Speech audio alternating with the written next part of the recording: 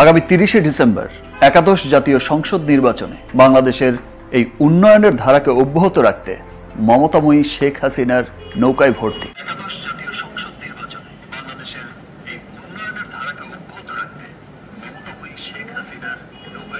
আমার কাছে ডকুমেন্ট ছাড়া আমি কখনোই এ ধরনের এই পর্যায়ে এসে আমি কখনোই কথা বলব না। সেই জন্যই বলেছি যে আমরা এখানে একটা শুদ্ধ মঞ্চ তৈরি করব, no matter who he is or she is. আপনি যদি চলচ্চিত্রের বাসিন্দা হতে চান, আবার এই পরিবারের সদস্য হতে চান, আপনাকে শুধু শুদ্ধ হয়ে হতে হবে। আপনাকে আমরা অন্যায়ভাবে যে কিছু করছি না, অল আর রেকর্ডে। তো সেই ক্ষেত্রে আপনি যদি শুদ্ধ হয়ে চলে আসেন, আপনি আমাদের পরিবারে একটা লোক হইতেই পারে, একটা যে কোনো সিচুয়েশনে, যে কোনো কারণে। সেই জন্যই আমরা বলেছি যে আমরা সর্বত্র এই সংস্কৃতির যে সমস্ত ট্যালেন্টেড ছেলেমেয়েরা আছে তাদেরকে শুদ্ধ মঞ্চে এসে পাবলিকলি সবার সামনে বলতে হবে। যদি এটা আপনারা এটার মধ্যে যথেষ্ট যুক্তিযুক্ত কনসেপ্ট এটা, যে ঠিক আছে আপনার যে এরিয়াতে আপনি আমাদের চলচ্চিত্রে যদি কেউ হয়, সে বলবে যে আমি ভুল করেছি, পাবলিকলি বলতে হবে। চুপি চুপি সারে এখন তো আর রাজনীতি করা যাবে। শাকিব খান সহ আরো অনেকে রয়েছেন, যেমন চিত্রনায়ক ফেরদৌস সাহেব তো সাবেক সংসদ সদস্য ছিলেন, নিপুণ আক্তার ওনার সাবেক সাধারণ সম্পাদক শিল্পী সমিতি, ওনাদের ব্যাপারে অনেক কিছু আমরা শুনছি।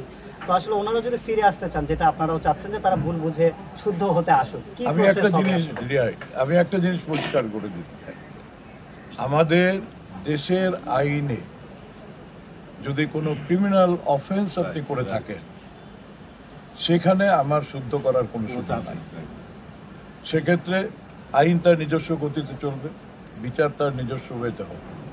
আমি শুধু বলেছি যদি ক্রিমিনাল অফেন্স না হয়ে থাকে কিংবা কোনো কিছু না হয়ে থাকে, একটা লোক একজন গেছে, যাওয়ার পরে 10 জনকে দেখেছে, যে কথা বলেছি যে আপনি আপনার ইন্টেলেকচুয়াল ট্যালেন্টটাকে ব্যবহার করে আপনি তো নিজেকে দোষীতে রূপান্তরিত করেছেন, পাশাপাশি যে নতুন প্রজন্ম, সেই প্রজন্মকেও আপনি কলুষিত করছেন এবং উৎসাহিত করছেন তার পথে যাওয়ার।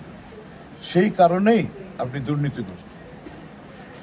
সুতরাং আমি মনে করি যে আমরা যেটা ঘোষণা দিলাম আজকে, এটা কারেক্ট একটা ঘোষণা দিয়েছি, এবং সেই প্রক্রিয়া হলে পরে ভবিষ্যতে আর কেউ এই ধরনের ঘটনা ঘটানোর আগে 10 বার চিন্তা করবে যে এটা করবো কি। আমরা একটা জিনিস শুরু করে দিই, আপনি চলচ্চিত্র তো ইন্ডাস্ট্রিই নাই 15 বছর পরে, এখন এটা একটা ব্যারেন ল্যান্ড।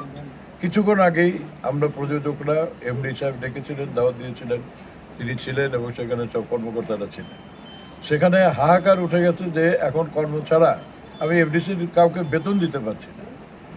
আপনারা ব্যবস্থা করেন যেন এখানে কর্মকাণ্ড হয়। এখানে আমাদের সমস্ত কিছু স্ট্রাকচারাল সব কিছু আছে, কর্মকাণ্ড নেই। তো সেই বিষয়ে এখন যারা চলচ্চিত্র প্রযোজনা করছেন তারা সবাই মিলে সাব্যস্ত করলেন যে ঠিক আছে, আপনি এখানে রিনোভেশন করেন, একটু পরিবেশ তৈরি করেন, যাতে করে আমরা সবাই এখানে কাজ করতে পারি, এটা করতে পারি, বাইরের চাইতে সুযোগ সুবিধা একটু বাড়ান।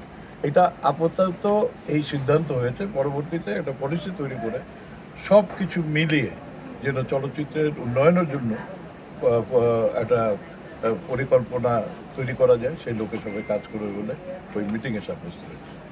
আওয়ামী লীগের স্বেচ্ছাচারিতার জন্যই তো সর্বক্ষেত্রে ধ্বংস ছাড়া কিছুই তো না।